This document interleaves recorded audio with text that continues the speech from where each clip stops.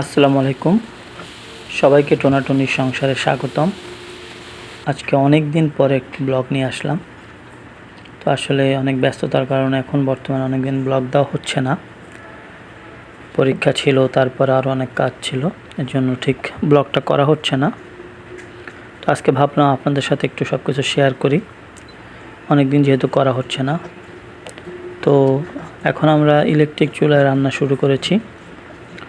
যেহেতু আগে অন্যভাবে রান্না করতাম, এখন যে ভাবলাম যে এটাই অনেকটা সেফ, এর জন্য ইলেকট্রিক চুলায় রান্না শুরু করেছি।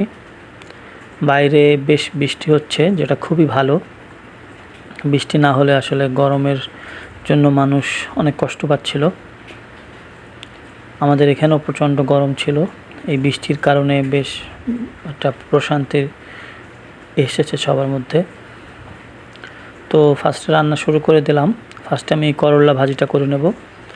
তো ইলেকট্রিক চুলার একটা সুবিধা হচ্ছে, এটা এখন তাপ কমিয়ে বাড়িয়ে সুন্দর করে কাজ করা যায়, অনেকটা গ্যাসের চুলার মতোই।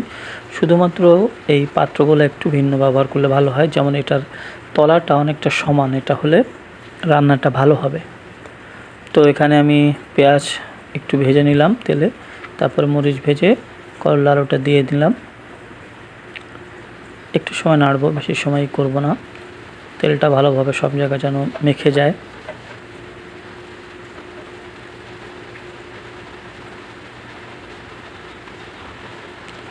একটু লবণ দিয়ে দিলাম। এরপরে দেব একটু হলুদ। তার আগে একটু ভালো করে নেড়ে নিচ্ছি।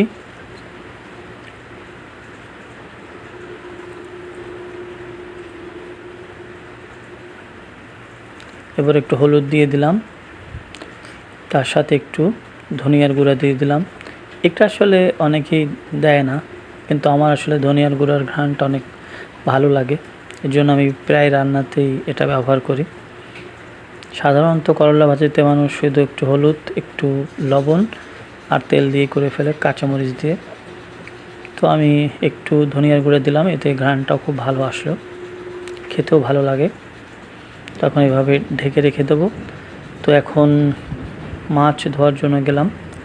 তো টিউবওয়েল চাপ দিয়ে মাছ ধুতে হচ্ছে, কারণ হচ্ছে আমাদের মোটরে পানি উঠছে না, একটু সমস্যা হয়েছে, পাইপটা ফেটে গেছে, সেটা ঠিক করতে হবে।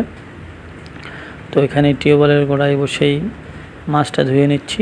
মাছটা কেটেছি সেটা আর ভিডিও করা হয়নি, কারণ ঘরের মধ্যে করেছি, সেখানে বেশি একটা আলো ছিল না। আর আমাদের তিতুকেও অনেক খাবার দিয়েছি, ও আজকে মাছের ফুলকোটা খেয়েছে, তারপরে মাছের মোট কথা উচ্ছিষ্ট সব অংশটাই খেয়েছে। ও ভাজা মাছের চেয়ে কাঁচা মাছ খেতে বেশি পছন্দ করে সব সময়। তো ফার্স্টে একটু পানি দিয়ে ধুয়ে নিলাম, এবার একটু হলুদ দিয়ে নিচ্ছি।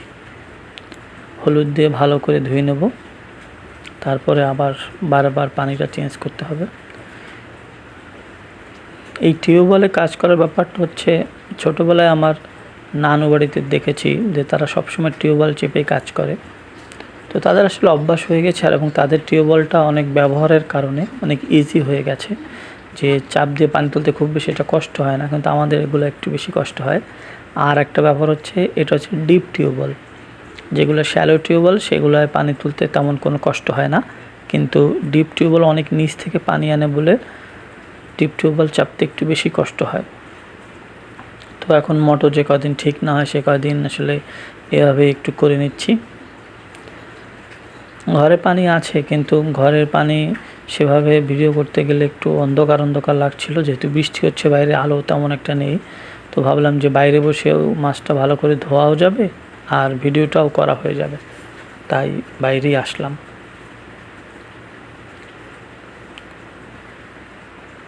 আশেপাশে সবাই এখন সাবমার্সিবল পাম্প বসায়।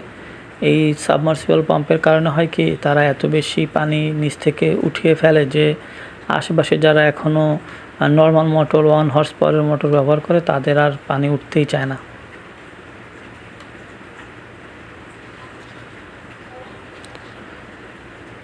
তো মাছ কাটাকাটি করেছিলাম প্লাস্টিকের ট্রেটার উপরে, এই ট্রেটাও ভালো করে ধুয়ে নেব, এটাও মাছের আষ্টে লেগে আছে। আর বাইরে বসে ধুলে হয় কি, একটু বেশি পরিষ্কার করে ধোয়া যাবে।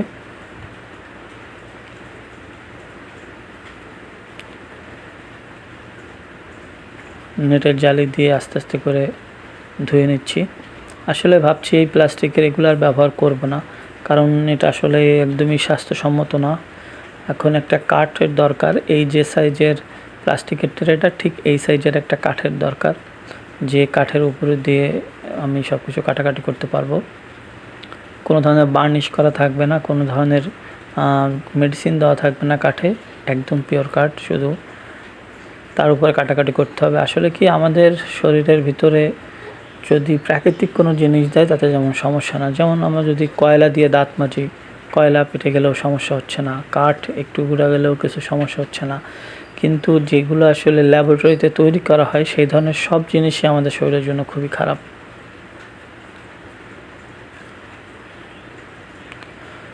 তো এই ছুরিটা দিয়ে মাছ কেটেছি। আসলে এই ছুরিটা দিয়ে মাছ কাটা অনেক কঠিন, কিন্তু আমি আসলে বটি দিয়ে প্রথমে যখন এইসব রান্নাবান্না করা শুরু করেছিলাম তখন থেকেই এই বটি দিয়ে আসলে কাজ করতাম না, তাই ছুরি দিয়ে কাজ করতে করতে অভ্যাস হয়ে গেছে।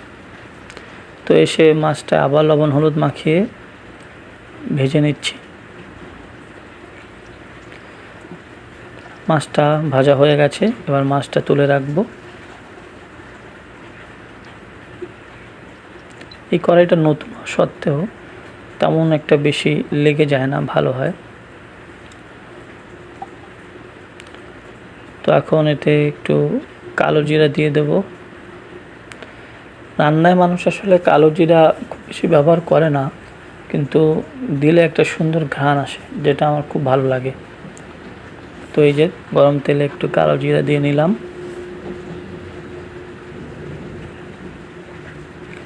বাইরে বেশ মেঘ ডাকছে,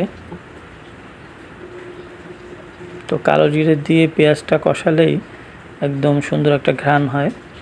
আমাদের এলাকার মানুষ করে কি, এর ভিতরেই আপনার মরিচের গুঁড়ো হলুদের গুঁড়ো দিয়ে দেয়, ঘ্রাণটা নাক জ্বলে যায়, সেটা আমি করি না। এই যে একটু রসুন বাটা দিয়ে দিলাম। রসুন আমি আজকে নিজেই বেটেছি, ব্লেন্ডারটা নষ্ট হয়ে গেছে, এর জন্য আসলে শিলপাটায় বেটে নেওয়া হয়েছে।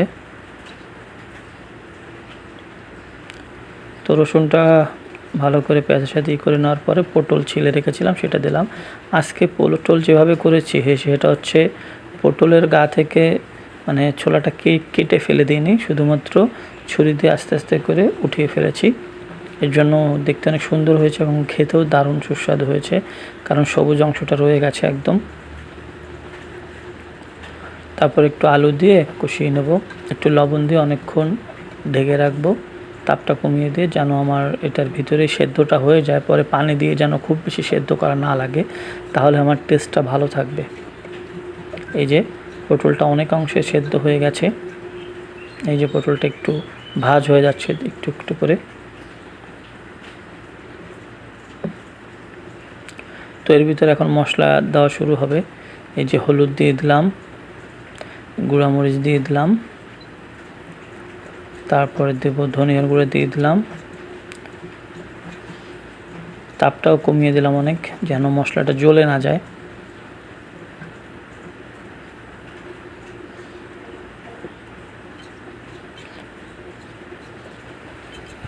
তো একটু পানি দিয়ে দিলাম যেন একদমই না জ্বলে যায় বা নিচে না লেগে যায়।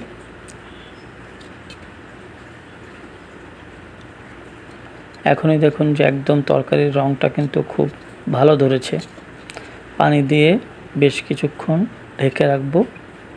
তার আগে মাছটা দিয়ে নিচ্ছি, পানি একটু ফুটে উঠেছে, তো মাছটা দিয়ে নিলাম, ভাজা মাছটা। বেশি একটা উল্টাউল্টি করবো না, এর জন্য মাছটা ভাঙবে না। টমেটো ছিল দুটো, দিয়ে দিলাম। রান্না হয়ে গেছে, এখন খেতে বসেছি।